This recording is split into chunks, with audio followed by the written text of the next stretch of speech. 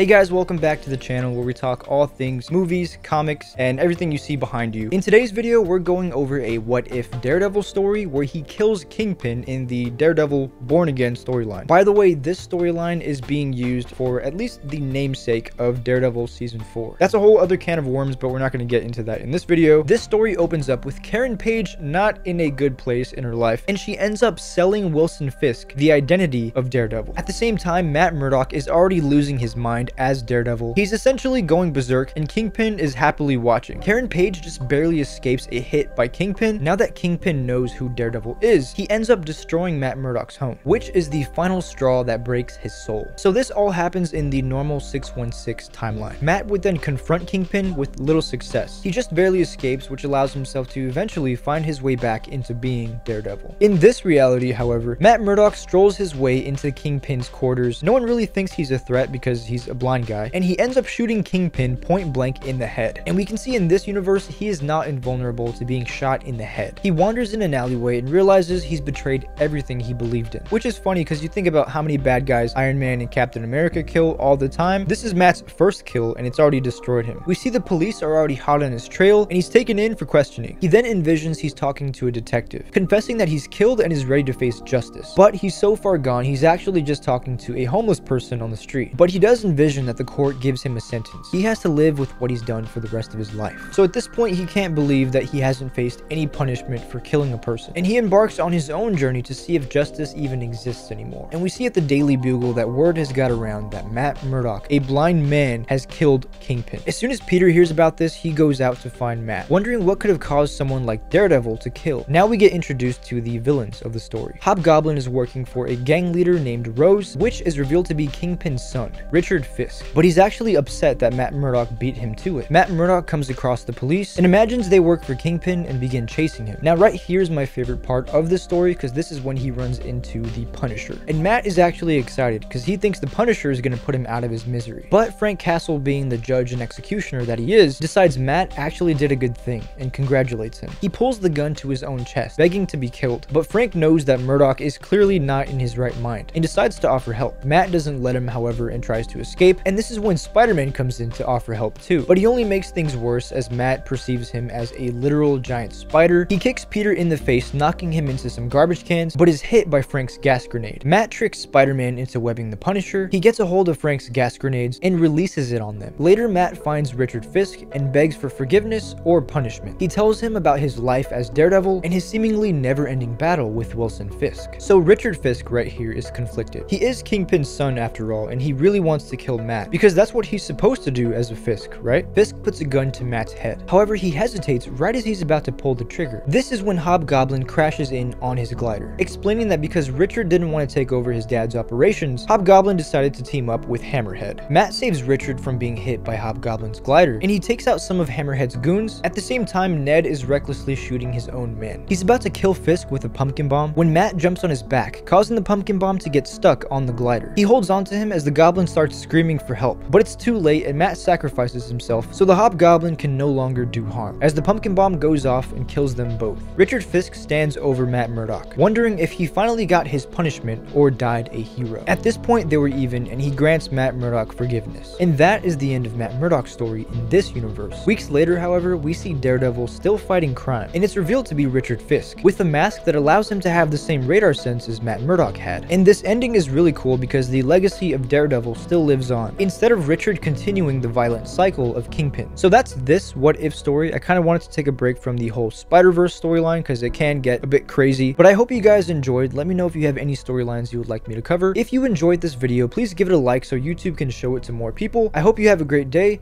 and I'll see you next time.